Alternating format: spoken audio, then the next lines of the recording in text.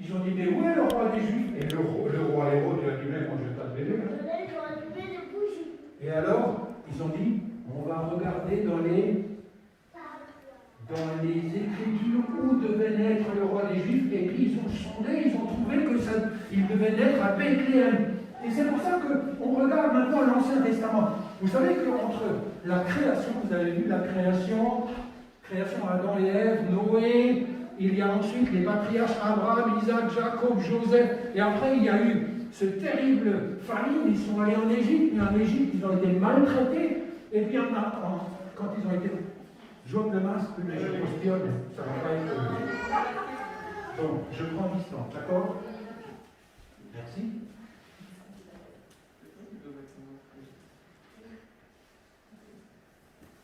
Est-ce que vous m'entendez bien? Ça va?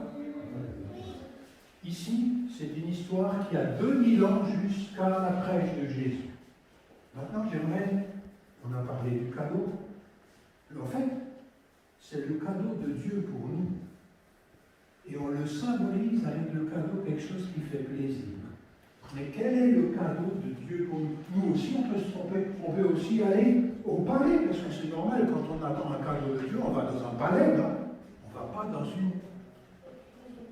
et même pas une maison. Dans une étable. Vous avez déjà vu un bébé qui est né à côté des animaux? Bon. Maintenant, on revient en arrière. Je pose ça et je vais montrer quelque chose. Attention, attention, ça bouge. C'est quoi? C'est quoi? C'est un serpent. Alors vous allez dire, qu'est-ce qui montre ça à Noël?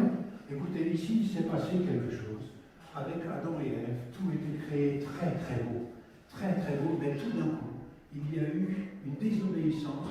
Alors qu'ils pouvaient faire tout sauf une chose, et cette chose, l'homme, Adam et Ève l'ont fait. Et c'était une ruse du serpent, celui qui est tortueux, celui qui peut mordre et puis tuer. Alors écoutez, moi je vous montre ceci, parce que c'est une première promesse qui se trouve ici. Je vais en mettre comme une sorte de ricochet pour arriver, et je sais qu'on va faire assez court quand même, hein, des sortes de ricochets. Et puis il est dit, je mettrai l'hostilité entre toi et la femme, entre ta descendance et sa descendance, mais la descendance de la femme, donc quelqu'un, c'est mystérieux, on ne sait pas quand, quelque part plus tard, la descendance de la femme va écraser la tête du serpent. Est-ce qu'il peut encore mordre? Non. Mais juste avant, il va lui mordre le talon. Alors qu'est-ce que c'est que cette histoire? Il y a déjà promis ici que quelqu'un de la descendance d'Adam et Ève, quelqu'un de la descendance, va être victorieux sur celui qui a amené toute la méchanceté sur la terre. C'est mystérieux, là? Non, il n'est pas vivant, il bouge comme ça. Mais celui-ci, le serpent, va mordre le talon. Et quand on est mordu par un serpent venimeux, qu'est-ce qui se passe? On meurt. Alors, ça, c'est le premier évangile qui se trouve ici dans le livre de la Genèse. Tout au début, c'est mystérieux, c'est pas précis hein, du tout. Mais quelque part, la descendance va réussir à écraser la tête du serpent. Une fois que la tête du serpent est écrasée, le serpent, il meurt. Donc c'est une première promesse d'évangile. Je voulais vous le montrer ici, tout au début. Et puis dans le Nouveau Testament, nous l'avons, vous pouvez décrire ça dans 1 Jean. Tout dans le Nouveau Testament, il a dit pourquoi Jésus est venu? Pour détruire les œuvres du diable que le Fils de Dieu est apparu.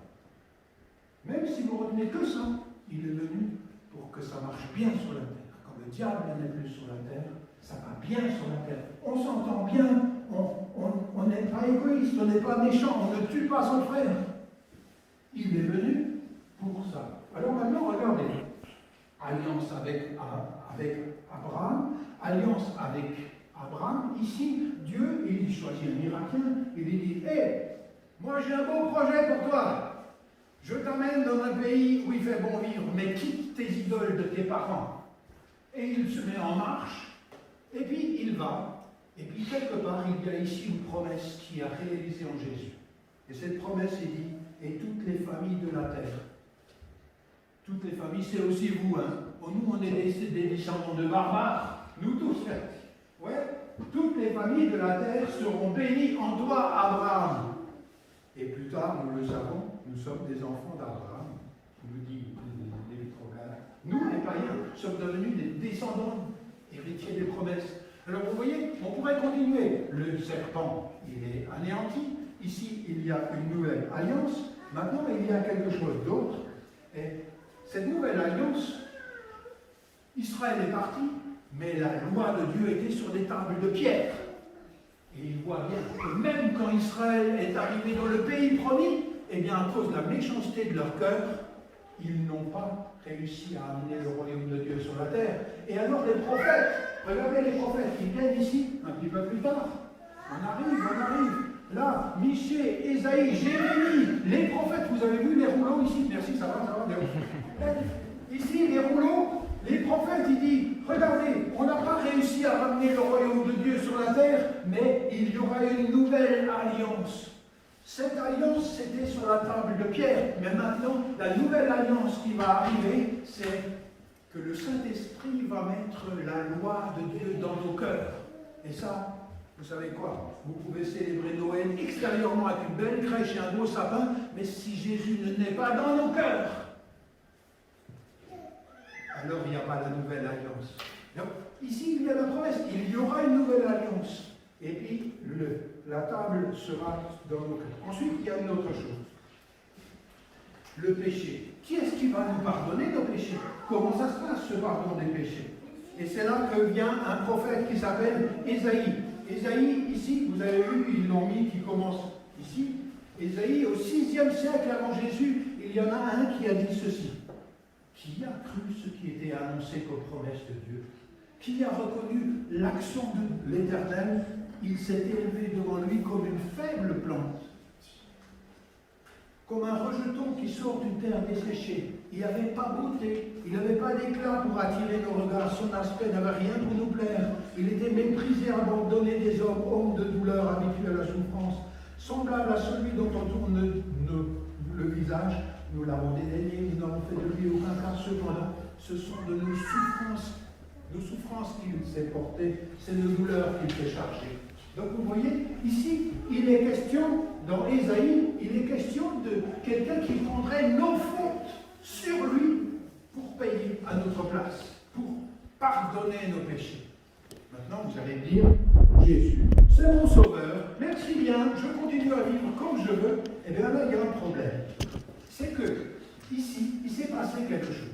Vous avez vu, il y a ici une partie d'Israël est partie, et c'est la période des rois et des prophètes. Pourquoi un roi? Parce que ici, Israël a dit, oh, nous ne voulons pas que le Seigneur règne sur nous, nous voulons un roi comme toutes les autres nations. En fait, vous savez que Christ, c'est le mot roi. Jésus-Christ, c'est le roi venant de Dieu. Christ, c'est pas son nom, hein, comme Claude Pécher, non. Il ne s'appelle pas Jésus-Christ, il s'appelle Jésus. Le titre, c'est le Christ, c'est-à-dire le roi. Et ici, ils ont essayé d'avoir des rois humains, des rois et des reines. Alors, ils n'ont pas réussi à amener le royaume de Dieu. C'est pour ça que le roi doit venir de Dieu. Parce que quand il vient de nous, on se plante tous comme les mages. On va chercher à adorer Dieu dans les palais. Les palais. Et quand Jésus vient comme roi, il vient comme un simple serviteur. Un vrai roi pour Dieu, c'est un serviteur. Alors regardez, c'est ici qu'apparaît la notion de Messie. Le Messie va venir, ça veut dire le roi de Dieu va venir et il va sauver la situation, parce que quand vous cherchez à vous sauver, eh bien vous vous trompez, vous n'arrivez pas au salut. Le mot Messie vient ici. Maintenant, il y a quelque chose. Le prophète Ésaïe nous dit la chose suivante. Un enfant nous est né, un fils nous est donné, et la souveraineté reposera sur son épaule. On l'appellera merveilleux conseiller. On l'appellera Dieu puissant, Père éternel, Prince de la paix. Et la question ici, quand ces prophètes ils disent, regardez, il va venir, s'il va venir, c'est lui qui va nous amener la paix, Israël attendait la paix. Mais beaucoup de Juifs ne l'ont pas accueilli parce qu'ils attendaient la paix en tuant les étrangers et en se sauvant eux-mêmes. Mais ils ne s'attendaient pas à la paix de quelqu'un qui vient changer la paix dans nos cœurs.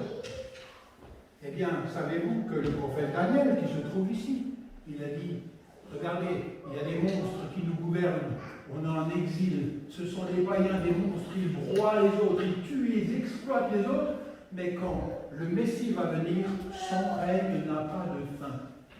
Et notre expression, Jésus vient pourquoi? Pour la vie éternelle. La vie éternelle, c'est son règne n'a pas de fin. Autrement dit, quand Jésus vient, ce n'est pas seulement le sauveur, mais c'est aussi le roi.